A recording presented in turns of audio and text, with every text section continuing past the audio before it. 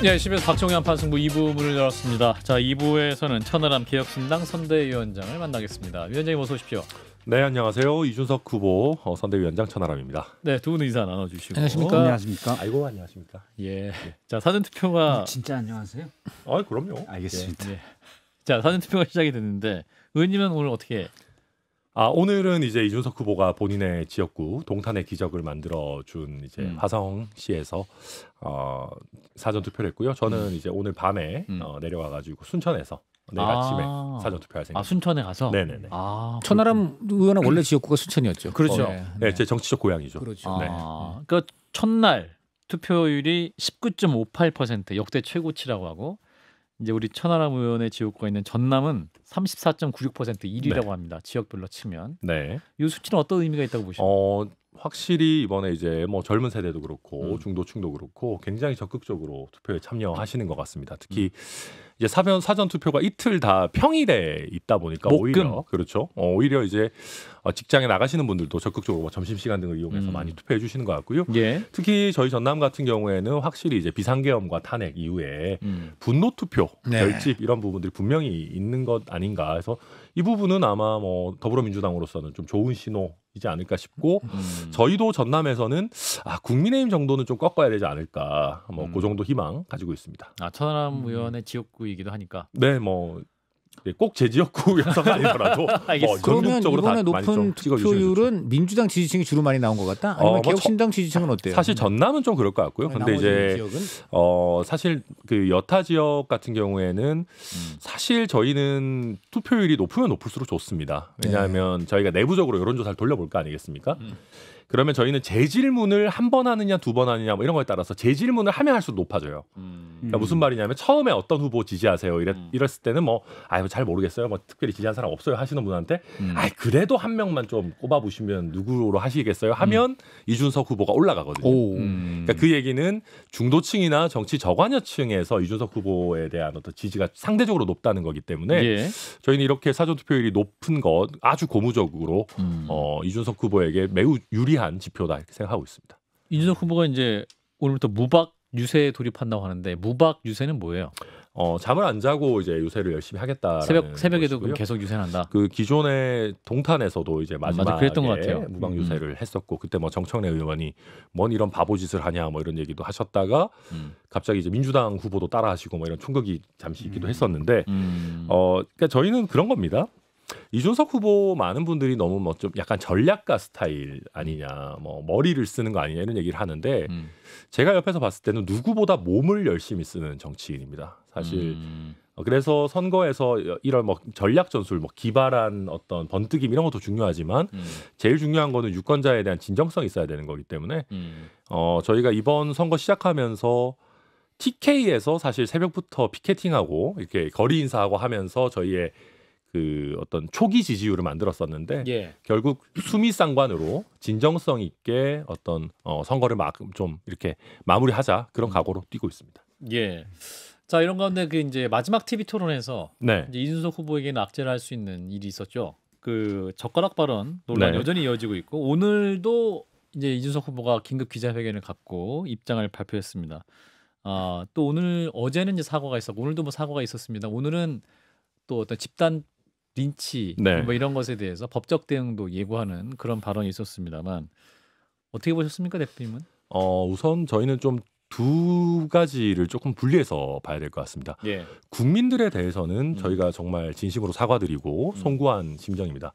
그러니까 이준석 후보 본인은 나름대로 순화를 시킨다고 시켜서 한 것이기 때문에 이렇게까지 이제 국민들께서 이렇게 걱정하시거나 이렇게 놀라시지 않을 거라고 생각하고 따내는 수위를 조절을 한 것이었는데 본인의 예상과 좀 달랐고 우리 국민들께서 받아들이시는 것이 그래서 그런 부분은 정말 진심으로 송구스럽게 생각하고 저도 마찬가지 입장입니다. 그런데 이제 더불어민주당의 대응과 관련해서는 저희도 사실은 좀 억울한 마음을 가지고 있습니다. 민주당의 대응. 네, 왜냐하면 더불어민주당에서는 사실 처음에는 여기에 대해서 거짓말을 했거든요. 네, 거짓말. 이 발언이 이재명 후보의 아들이 한 것이 아니다. 이준석 후보의 창작물이고 허위사실 유포다라는 식으로 얘기를 했는데 예. 이준석 후보가 밝혔듯이 이거는 원문은 도저히 얘기를 할 수 없기 때문에 순화를 시킨 것이지.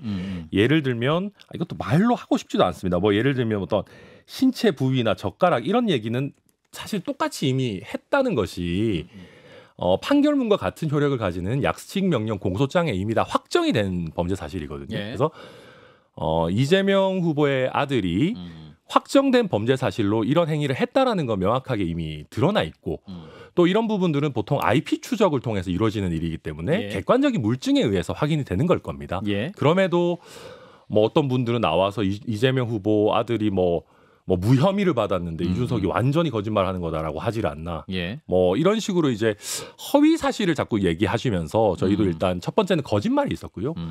그 다음에 이 거짓말로는 도저히 공소장이 공개되면서 좀 버틸 수 없다라고 생각한 다음에는 힘으로 진실을 누르려고 했습니다. 거의 이준석 후보에 대해서 의원직 제명까지 운운하면서 예. 되게 구체적인 얘기를 하시더라고요. 예. 우리 뭐 조국혁신당까지 의석이 있고 친한계 의원 조금만 붙이면 이준석 제명시킬 수 있다 이런 식으로. 그러니까 이게 정말로 본인들의 잘못을 그냥 받아들이고 이준석 후보의 표현이 크게 잘못됐지만 이재명 후보 아들도 잘못이 있다 이랬으면 저희도 당연히 받아들이겠는데 예. 그런 게 아니라 실제 표현을 한 사람은 아무런 잘못이 없고 이준석 후보는 제명이 돼야 된다 이렇게 집단 린치가 나오면서 야, 이것은 조금 너무 위선적이고 이중잣대인 것 아니냐. 그러고 나서 이제 자꾸 총극이 자꾸 나오죠. 뭐 예를 들면 오늘 더불어민주당에서도 이재명 후보 아들이 이런 얘기를 한 것은 인정하면서 입으로 옮길 수가 없는데 뭐 남성의 신체 부위와 여성을 낮춰 부르는 말이 결합된 단어를 보면서 이거는 여성에 대한 성적 혐오가 아니고 남성에 대한 혐오다 이렇게 얘기를 하셨는데 그러니까 저희는 그런 거 듣고 있으면 사실 기가 차는 것이 이준석 후보도 얘기했지만 과연 남성에 대해서는 그럼 이런 혐오를 해도 되는 거냐.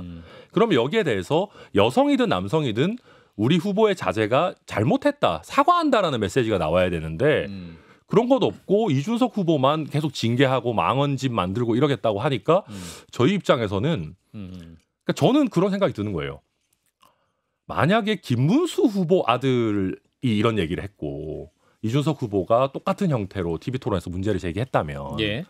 민주당에 계시는 여성본부를 포함해서 수많은 정말 분들이 과연 이준석 후보를 이렇게까지 집단 린치했을 것인가. 저는 거기에 대해서 솔직히 장담할 수가 없습니다. 그 조승래 공보단장, 그러니까 네. 더불어민주당 네. 공보단 표현은 여성 혐오 표현이 아닌데 여성 혐오 표현으로 둔갑시킨 것이다. 젖을 음란 공세를 하려다 보니까 이준석 후보가 창작을 한 것이다. 뭐 이렇게 말을 그러니까 한 이게 것인데. 이제 제가 봤을 때는 신종 방탄인 것 같아요. 신종 방탄. 이게 무슨 얘기냐면 고수위 방탄입니다. 그러니까 이게 뭐라고 해야 될까요? 수위가 너무 높아서 방송에서 언급할 수 없도록 해서 하는 방탄의 수법인 것 같아요. 그러니까 이게 어느 정도 비속어는 우리가 예. 방송에서 얘기를 할 수 있잖아요.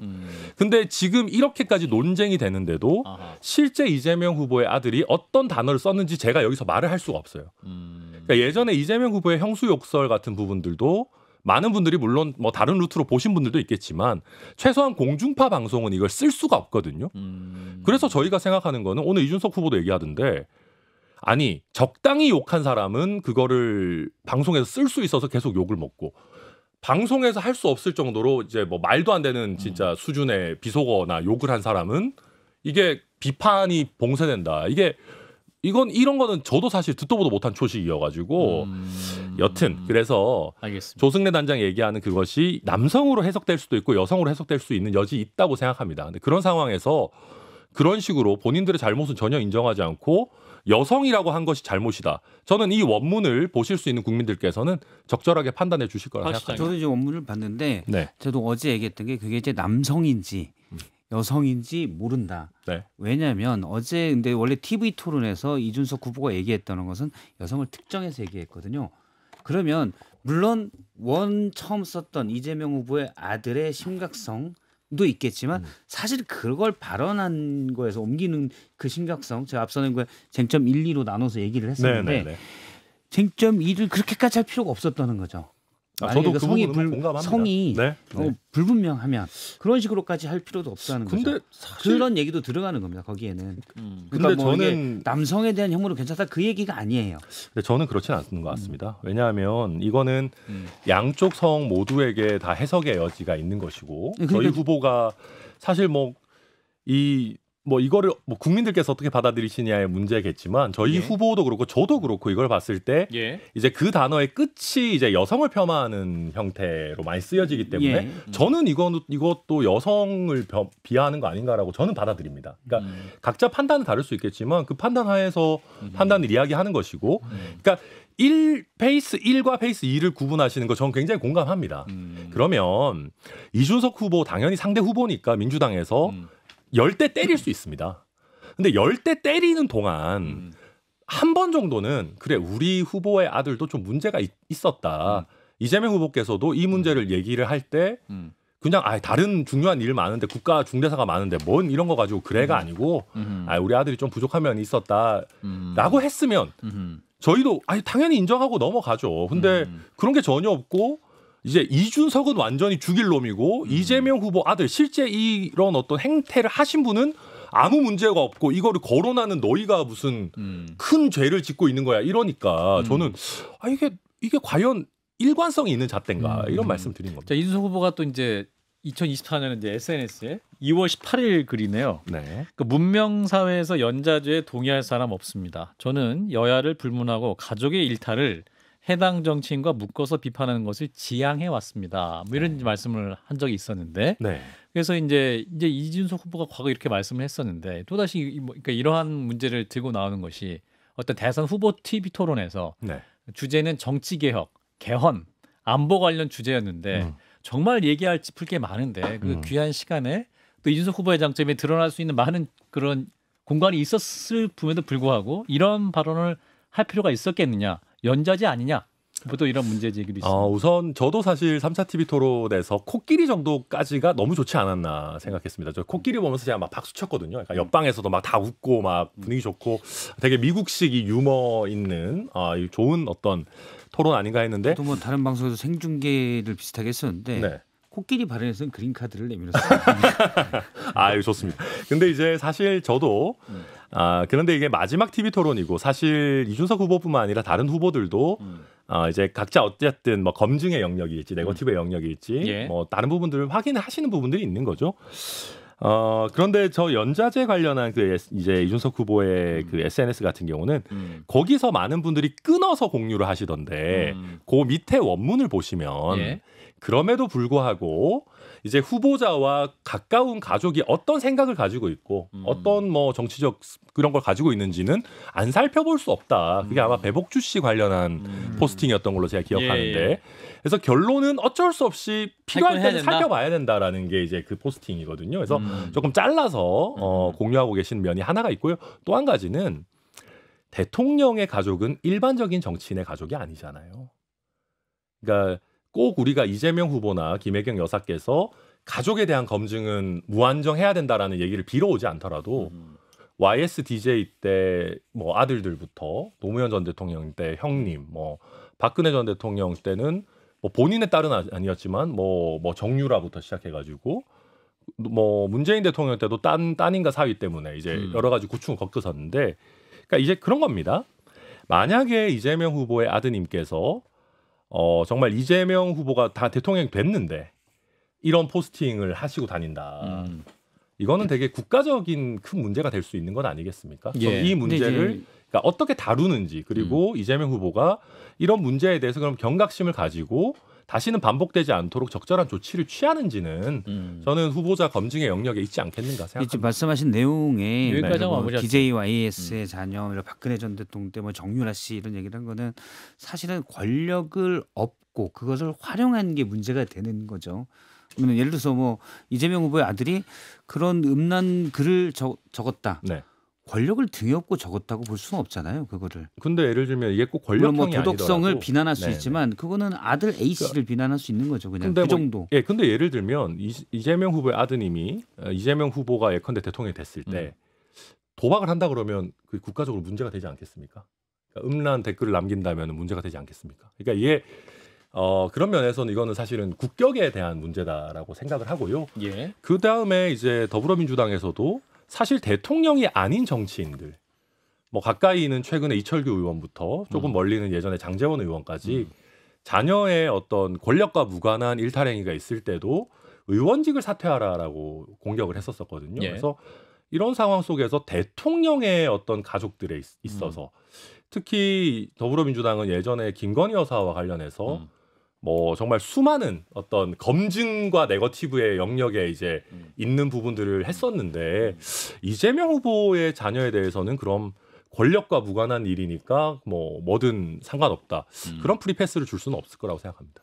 저는 뭐 사람마다 좀씩 다를 수 있다고 생각하지만 저 개인적으로는 그거는 권력에 무관할 때는 그거는 그냥 뭐 도덕성 정도로 잠깐 얘기할 수 있는 거지 이거를 예.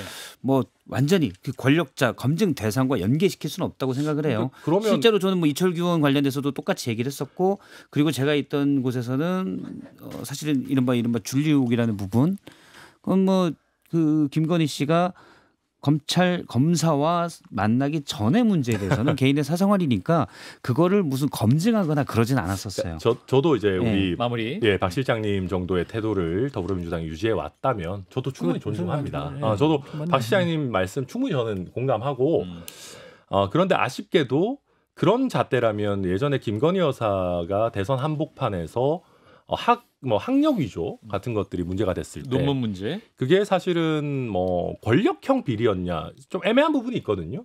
그래서 여튼 이제 결국은 더불어민주당이 기존에 상대 후보의 가족들을 대하던 태도만큼 아니면 그 반의 반만큼의 엄정성을 스스로에 대해서도 유지하고 있는가를 되묻는 그런 단계입니다. 자, 한 말씀만 드리면 천하람 의원처럼 앞서 이제 쟁점 1과 쟁점 2를 분리해서 쟁점 1에 대해서는 그래서 아들 문제에 대해서는 민주당이 적절한 태도를 취하라. 전 요구하고 지적할 수 있다고 봐요.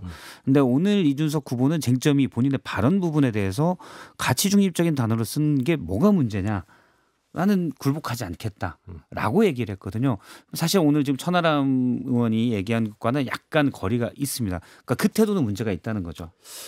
지금 의원님은 이제 쟁점 2에 대해서는 이건 전적으로 사과드린다고 했는데 그 부분은 사실은 혼동해서 이준석 후보는 쓰고 마무리 있는 것 같아요. 발언하고 다음 주제로 이게 넘어가겠습니다. 이제 약간 섞여 있습니다. 이준석 후보도 오늘 기자회견하면서 불편하게 느끼셨을 국민들께는 사과드린다는 거 다시 한번 말씀드렸고 근데 솔직히 말씀드리면 이준석 후보는 이게 내가 정말 못할 만한 거냐. 이게 뭐 어쨌든 뭐 이게 사실 가치 중립적인 단어고 법조문에도 쓰는 단어고 표준어고 뭐 비속어도 아니고 이게 이제 원문이 너무 세니까 내가 이렇게 한 거지.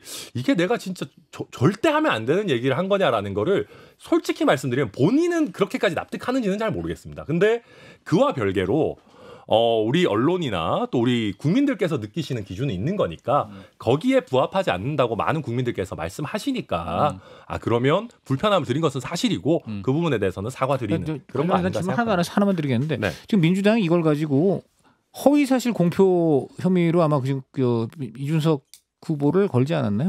그러니까 이거야말로 저는 적반하장이라고 생각하고요. 그게 어떻게 될 것 같습니까? 지금 더불어민주당에 보면 뭐 장경태 의원 이런 분들도 이게 무슨 이재명 후보 아들이 한 발언인지 뭐 확인할 수 없다라는 취지로 그런 얘기하시고 심지어는 뭐 민주당의 여러 공식적인 채널에서도 이준석 후보가 마치 허위사실을 이야기한 것처럼 얘기하는데요. 이준석 후보는 명확하게 얘기했습니다.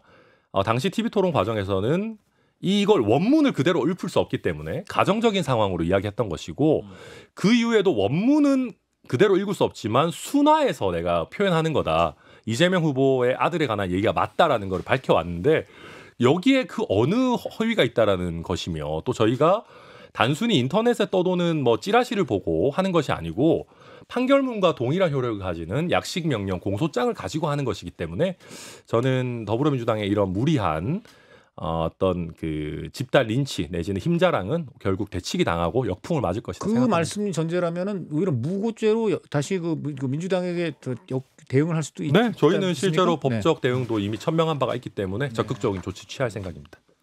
예. 한 3분 남았어요. 이것만 하다가 거의 예. 네. 다른 주제 좀 하고 싶었는데. 네. 자, 김은수 후보가 어젯밤 12시에 찾아갔다고 하는데 네.